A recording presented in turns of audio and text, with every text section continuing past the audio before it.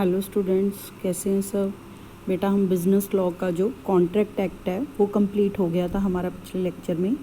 आज हम अडेम्प्टी and guarantee का जो चैप्टर है वो स्टार्ट कर रहे हैं। कुछ स्पेशल एक्ट्स आपकी बुक में दे रखी हैं, उसमें से फर्स्ट आपके पास है अडेम्प्टी and guarantee.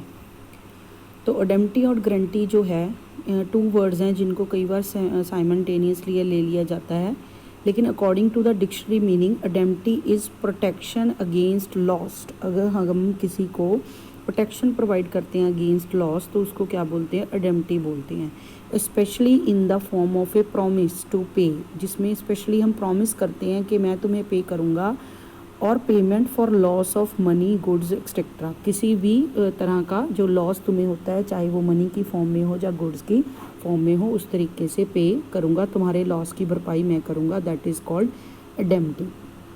The term indemnity is used in law in several different cases.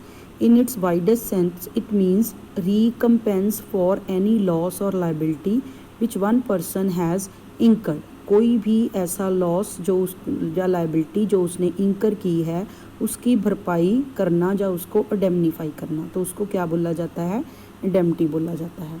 ठीक है। Under English law an indemnity is a contract express और implied to keep a person who has enter into और who is about to enter into a contract और incur any other liability indemnified against loss. तो उसमें return form में हो सकता है, express हो सकता है। इंग्लिश लॉ में कोई भी ऐसा कॉन्ट्रैक्ट जिसमें आप एंटर कर रहे हो जिसमें आपकी लाइबिलिटी अराइज हो सकती है, तो उसमें अगर आपको कोई लॉस होता है उस थर्ड पार्टी के अगेंस्ट, तो उसकी भरपाई है जो वो पर्सन करेगा। ये इंग्लिश लॉ का मीनिंग है।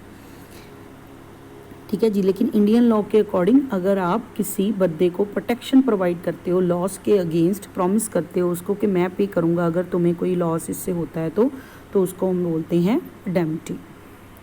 इंडियन लॉ में देखिए, according to section 124 of Indian contract act 1872, a contract of indemnity means a contract by which one party promises to save the other from loss caused to him by the conduct of promiser himself or by the conduct of any other person। तो क्या कह रहा है Indian contract act, कहता है कि contract of अडेम्प्टी का मतलब है एक ऐसा कॉन्ट्रैक्ट जिसमें वन पार्टी है जो वो प्रॉमिस करती है अगली सामने वाली पार्टी को कि मैं तुम्हें सेव करूँगा अगर तुम्हें कोई लॉस अंकड़ होता है। किसके साथ, प्रॉमिसर खुद जो दे रहा है एंडेमनीफाई करने की दे रहा है, ऑफर कर रहा है, वो प्रॉमिसर खुद के कंडक्ट के कारण कोई लॉस होता है या किसी एनी अदर पर्सन के कंडक्ट के कारण कोई लॉस होता है तो उसकी भरपाई मैं करूँगा, तो उसको हम अडेम्प्टी बोलते हैं। एग्जाम्पल दिए, A contract to indemnity B, A contracts to indemnity B against the consequences of any proceeding which C may take against B in respect of a certain sum of 200 rupees. तो A जो है अडेम्प्टी देता है B को कि B को मैं अडेम्निफाई करूँगा अगर उस पर कोई भी लॉस उसको होता है, किसके कारण, सी अगर उस पर कोई प्रोसीडिंग्स करता है जो उसने उसके 200 रुपये देने थे उसके regarding. In a contract of indemnity the person who promises to indemnify is known as the indemnifier. अगर आप ऊपर वाली एग्जांपल देते हो तो उसमें ए जो है जिसने प्रॉमिस किया है वो अडेम्निफायर है, and the person in whose favour such a promise is made, जिसको ये प्रॉमिस किया गया है जिसकी फेवर में, known as indemnified. Indemnify holder भी उसको बोल सकते हैं जिसके बारे में जिसको किया गया है ये प्रॉमिस। तो यहाँ पे ए अडेम्निफायर है और जो हमारा बी है वो अडेम्निफाइड है। तो ये अडेम्निफायर एंड अडेम्निफाइड हो सकता है। टू अडेम्निफाई मीन्स टू कंपनसेट और make good the loss. Compensate कर सकते हो या लॉस है जो उसको गुड करने की कोशिश करोगे। A contract of indemnity refer to a promise made by one person to make good any loss और डैमेज अनदर हैज़ इंकर्ड और may incur by acting at his request और फॉर हिज बेनिफिट। तो कोई भी ऐसा काम जिसके कारण उसको लॉस हुआ है, जिसके लिए उसने अडेम्निफाई किया था, तो उसके लॉस की वो भरपाई है जो करेगा। According to 124 of Indian Contract Act, somewhat narrow, it does not give an exhaustive definition। उसने कुछ दिया जिसमें उसने कवर की हैं only express promises to indemnify, जो वर्ड्स में बोल के लिख के प्रोमिसेस किए गए हैं उनको ही एक्सप्रेस किया गया है, उन्हीं को indemnify किया जाएगा। Only those cases where the loss arises from the conduct of the promisor और any other person. Loss promisor के द्वारा या एनी अदर पर्सन के द्वारा किया गया हो, उन लॉसेस को इंडेमनीफाई किया जाएगा। ये डेफिनेशन में उसने दो चीज़ें इंक्लूड की हैं। ए contract of indemnity is like any other contract and must fulfil all the essentials of a valid contract. जो कॉन्ट्रैक्ट ऑफ इंडेमनिटी है उसमें भी सारी जो आपकी एसेंशियल हैं एक कॉन्ट्रैक्ट को वैलिड करने की, वो सारी पूरी होनी चाहिए। Like free consent, consideration, capacity of parties, lawful object, वो सारी जो एसेंशियल्स हैं वो भी फुलफिल होनी चाहिए इंडेमनिटी के कॉन्ट्रैक्ट में भी। नेक्स्ट आपके पास है राइट्स ऑफ इंडेमनिटी होल्डर। जो राइट्स क्या हैं इंडेमनिटी होल्डर के पास, सेक्शन 125 में rights of an indemnity holder हैं जो वो लिखे गए हैं। उसमें क्या लिखा है, an indemnity holder can recover from the indemnifier. Indemnity holder जो है जिसको प्रॉमिस किया गया था, वो जिसने प्रॉमिस किया था इंडेमनीफायर, उससे क्या क्या रिकवर कर सकता है, वो राइट्स बताए हैं। All damages which he may be compelled to pay under the contract in any suit. अगर उसके अगेंस्ट कोई भी सूट केस किया गया है जिसमें उसको इंडेमनीफाई करने के लिए प्रॉमिस किया गया था, उसमें जितने डैमेजेस उसको पे करने पड़े हैं उनके लिए कंपेल कर सकता है पे करने के लिए, इंडेमनीफाई करने के लिए। दूसरा, ऑल कॉस्ट ही में बी कंपेल्ड टू पे इन एनी सच सूट। उस सूट से रिलेटेड, केस से रिलेटेड जितनी भी कॉस्ट उसको पड़ी है वो सारी पे करने के लिए कंपेल कर सकता है।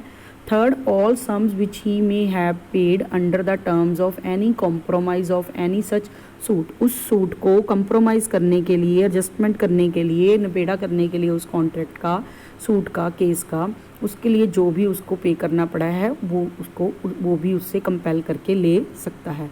And indemnity holder shall be entitled to all these rights provided he acts within the scope of his authority.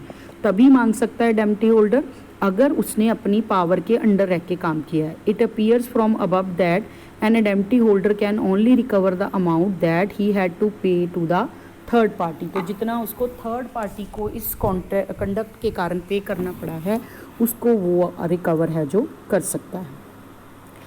ये थे बेटा आपका इंडेमनिटी का कॉन्ट्रैक्ट। उसके बाद आपके पास है contract of guarantee.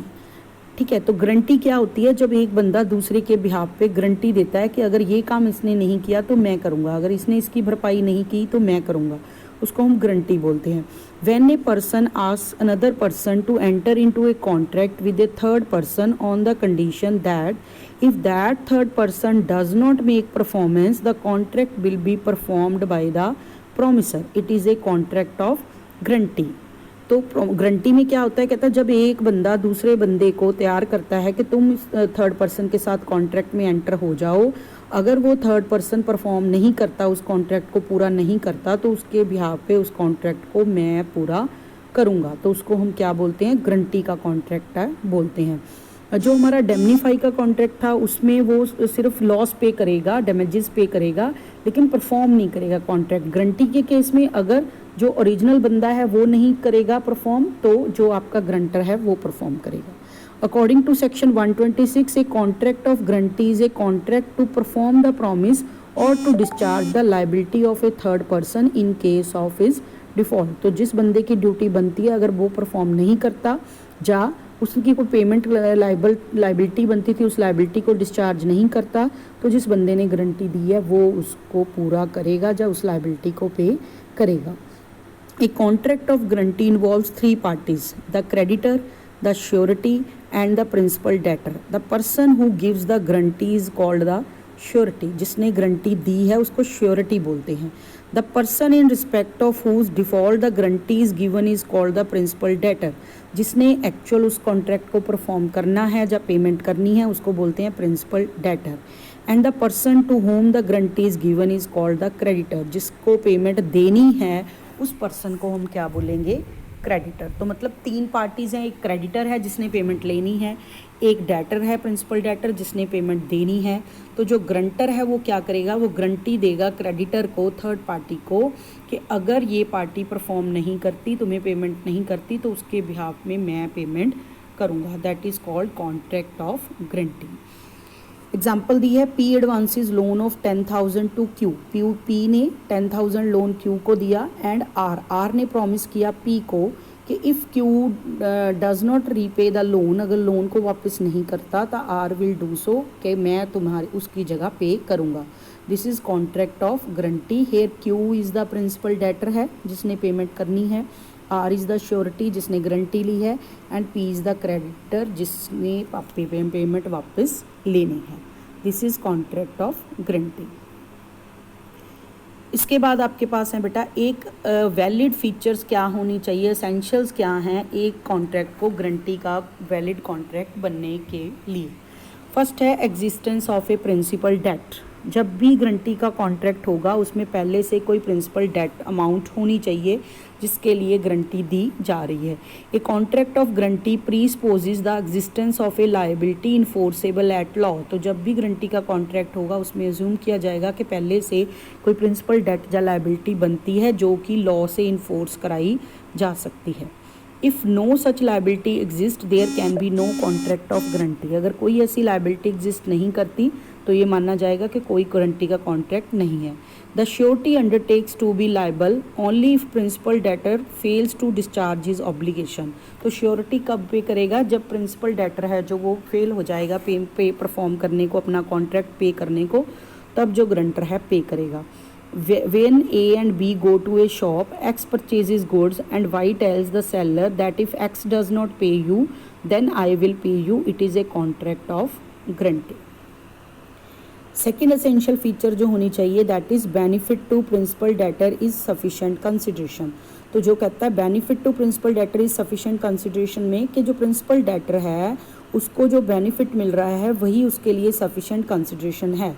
Like every other contract of guarantee के केस में भी सपोर्टेड किया जाता है कि उसमें भी कंसिडरेशन होनी चाहिए।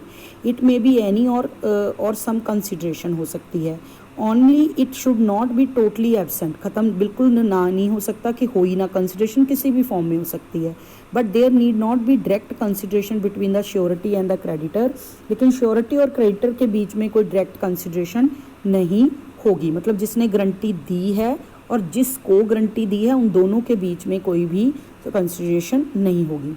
तो 127 सेक्शन में क्लियरली कहा गया है anything done or any promise made for the benefit of principal debtor may be a sufficient consideration to the surety for giving the guarantee। तो उसका बेनिफिट ही है जो आपके प्रिंसिपल डेटर का, वही गारंटर के लिए क्या है, कंसिडरेशन है। Thus any benefit received by the debtor is adequate consideration to bind the surety, but past consideration is no consideration for a contract of guarantee. जो पास्ट में कोई कंसिडरेशन हो चुकी उसको आप आज के लिए कंसिडरेशन नहीं मान सकते। There must be fresh consideration moving from the creditor. कोई फ्रेश कंसिडरेशन है जो वो दी जा रही हो जिसके लिए गारंटी का कॉन्ट्रैक्ट है जो दिया गया हो। तो पास्ट कोई कंसिडरेशन जो है उसके लिए गारंटी का कॉन्ट्रैक्ट नहीं हो सकता। नेक्स्ट है consent of surety not obtained by misrepresentation और कंसीलमेंट। तो कहता है जो श्योरिटी है उसकी जो कंसेंट ली गई है वो मिस रिप्रेजेंटेशन से, उसको गलत कुछ रिप्रेजेंट करके या कुछ उससे छुपा के ना ली गई हो। A contract of guarantee is not a contract uberrimae fidei. इसका मतलब है one requiring complete disclosure of all the material facts by the principal debtor or the creditor to the surety before the contract is entered into by him। तो principal debtor या creditors के द्वारा सारी information है जो वो surety को देनी ज़रूरी है। Thus when a guarantee is given to a bank it is not bound to inform the surety of matters affecting the credit of the debtor or of any circumstances connected with the transaction which may render the position of the surety more onerous। तो कहता कि जो information है bank के साथ, कोई मान लो कि उन्होंने गारंटी दी है बैंक के केस में, तो उसमें उसको सारे मैटर्स है जो वो डिटेल में देने की ज़रूरत नहीं है क्योंकि उससे उसकी लायबिलिटी बढ़ने के चांस है। तो देखिए 1 by 1 डिस्कस किया है। फर्स्ट है misrepresentation. Any guarantee which has been obtained by means of misrepresentation made by the creditor और with his knowledge and assent concerning a material part of the transaction is invalid. अगर creditor जो है वो कोई miss representation करता है guarantor के सामने, जा क्रेडिटर की मर्जी से जो डेटर है, प्रिंसिपल डेटर या कोई और पर्सन कोई मिस रिप्रेजेंटेशन करता है और फिर उसकी जो मर्जी है, कंसेंट है ली गई है गारंटर की, तो वो इनवैलिड हो जाएगी ट्रांजैक्शन और गारंटी का जो भी एग्रीमेंट किया है। सेकेंड है concealment. Any guarantee which the creditor has obtained by means of keeping silence as to material circumstances is invalid. अगर वो चुप रहा, जो मटीरियल इन्फॉर्मेशन देनी ज़रूरी थी, जो सर्कमस्टांसिस थी वो बतानी ज़रूरी थी, उसको छुपाया गया है, कंसील किया गया है, तब भी ये एग्रीमेंट जो है वो इनवैलिड हो जाएगा, कॉन्ट्रैक्ट गारंटी का क्रिएट नहीं होगा। थर्ड वन है बेटा, व्हेन को श्योरिटी डज नॉट ज्वाइन। अगर गारंटी के कॉन्ट्रैक्ट में इस बात पे डिसाइड हुआ था कि एक को श्योरिटी है जो वो भी होगा, मतलब एक गारंटर नहीं होगा, एक और गारंटर है वो भी एंटर करेगा, अगर वो गारंटर ज्वाइन नहीं करता तो ये वाला गारंटर भी उससे फ्री हो जाएगा, उस पर भी ये इम्प्लाई नहीं होगा। When a person gives a guarantee upon a contract that the creditor shall not act upon it until another person has joined in it as a co-surety, the guarantee is not valid if that other person does not join। अगर दो guarantor होने थे, एक ने sign कर दिए, दूसरा person enter नहीं होता, तो जो क्रेडिटर है वो परफॉर्म करने के लिए उसको कन्विंस नहीं कर सकता। फोर्थ है, एक कॉन्ट्रैक्ट ऑफ गारंटी में भी एदर ऑरल हो सकता है, रिटर्न हो सकता है, लेकिन इंडियन लॉ के अकॉर्डिंग, लेकिन इंग्लैंड में ये राइटिंग में होगा तभी गारंटी का कॉन्ट्रैक्ट माना जाता है। मतलब इंडिया में ऑरल गारंटी को भी गारंटी माना जाता है। Surety can be proceeded without proceeding against the principal debtor first.